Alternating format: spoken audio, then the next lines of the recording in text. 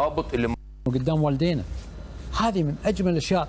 والفكره فكره وجود الاهالي مع لاعبين المنتخب المغربي اللي سواها واللي اشرف عليها، والله والله والله احنا بالقطري نقول لك بيض الله وجهك دنيا واخره. احنا كعرب والله يا اخي ابو جاسم والله كلنا بنعمل كده، حتى احنا موجودين في منتخب مصر نفس الشيء، العرب كلهم بيعملوا كده. احنا عندنا عادات وتقاليد ما نقدرش ان احنا نتنازل عنها. أحسنت. دعوات الام دي ودعوات الاب دي عندنا، يعني التوفيق اللي احنا فيه والتألق والحاجات اللي احنا والبطولات اللي بنحققها دي بتحسب طبعا ربنا سبحانه وتعالى ثم الاهالي والله.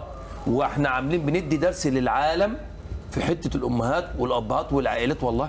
عشان كده النهارده يا شباب محمد بيتكلم، انا والله ما اعرف ايه اللي مكتوب، بس انا بقول ان انا عشتها وحسب اللعيبه كلها في الفرحه دي ان هم بيستنوا الماتش ان يكسبوه ويطلعوا يحتفلوا مع عائلتهم ومع الامهات بالطريقه اللي احنا شفناها دي في كاس العالم. عصام حتى الام والابو ترى يعني يشعر بفخر. اول شيء هو ربى هالشيء، هو ربى الولد هذا وتعب عليه، وخصوصا اللي من الصغر كان يعاني، وهو اللي يودي ابوه يودي عفوا العيال الى الانديه ولا مغار التدريبات وهاي الامور.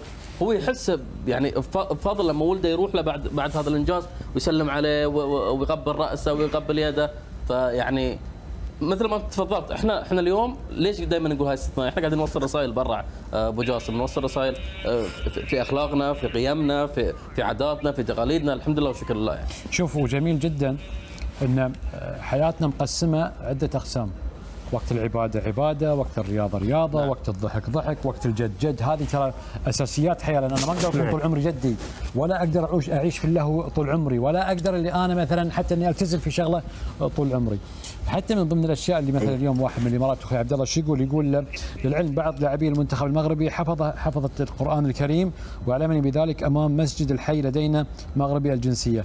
انا بقولك شغله، معظم الرياضيين واللاعبين ومعظم المسلمين عموما يعني مش بس اللعيبه حفظ القران الكريم اللهم لك الحمد. هذا الشيء في البيت، اساسه البيت. فالحمد لله احنا اليوم شفنا اشياء حقيقه عند المغرب تحديدا في هذه البطوله بالذات. ارجع اقول في هذه البطوله فعلا في رسائل جميله تم ايصالها. وعلى فكره طلع حتى كلام واشاعات على المدرب الركراكي، يعتقد انه قال انا ابارك للمغرب وافريقيا فقط، وهذا الكلام ترى غير صحيح تماما، وانما هو قال ابارك للمغرب والعرب وافريقيا. انه هو يبارك لبلاده هذا حق وواجب عليه، وانه هو يهنئ العرب فهذا طيب منه، وان هو يهنئ افريقيا فهذا طيب زايد ايضا منه القاره اللي هو ينتمي لها. بالعكس ما فيها شيء، هو يفتخر بانتمائه لثلاث اماكن، قال المغرب وثم العرب وثم افريقيا.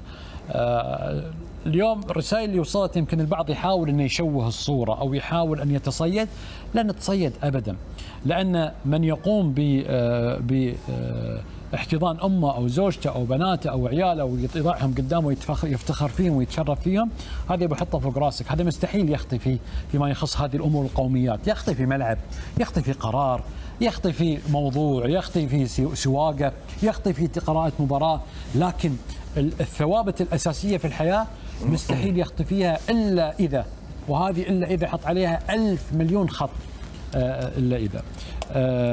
المهم اسمح لي خالد، كاين حتى في صلاه الجمعه من يلقي خطبه الجمعه هو زكريا ابو خلال. نعم. وبالتالي يلقيها بطريقه فقهيه عميقه. نعم. بالنسبه للاعب عنده 22 سنه شيء جميل. قول تفضل. يلزق في اليد. اي حطها ربيع. وجاسم لا تؤكل. ربيع تفضل. بخصوص لا لكن انت بتتكلم الموضوع اللي دار يعني. لا بس موضوع هذا عن العرب ومشاعرهم، بعدين نوثق عن العرب مشاعرهم بكل تاكيد. يعني بالنسبه للعرب والمغرب خاصه مشاعر استثنائيه نعيشها بعد هذا الانجاز المغربي.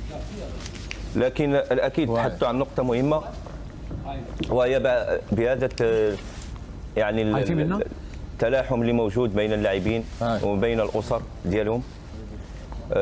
وكان تقريبا هذا ممكن تكرر في العديد من المرات، وكانت حاضره في 2018، لكن ممكن للاسف النتائج لم تسعفنا لكي نشاهدها بهذه الوتيره اللي شاهدناها في كاس العالم 2022. تبيعي؟ تحقيق النتائج في بطوله استثنائيه الاكيد بانه هذا كله يشعر بالفخر ويشعر بالفرحه. ونتمنى ان شاء الله انه الحلم يستمر وتحقيق يعني شيء استثنائي ولا واحد ممكن كان يتوقع قبل البطوله. خطوه واحده تفصلنا ممكن عن لعب النهائي، ولما لا ان شاء الله احنا نفوز باللقب ان شاء الله باذن الله. يا خالد بغيت اتكلم في نقطة مهمة. تفضل. مثل ما يعلم الجميع انه افريقيا بشكل عام هي مصدر لاعبين في جميع انحاء العالم. هي المصدر الحقيقي وهي اصل مهارات اللاعب وفنياته ولياقته البدنيه والقوه. ما ممكن تجد اي لاعب في اي منتخب في العالم يلعب الا من اصول افريقيه. كل الفنانين في كره القدم.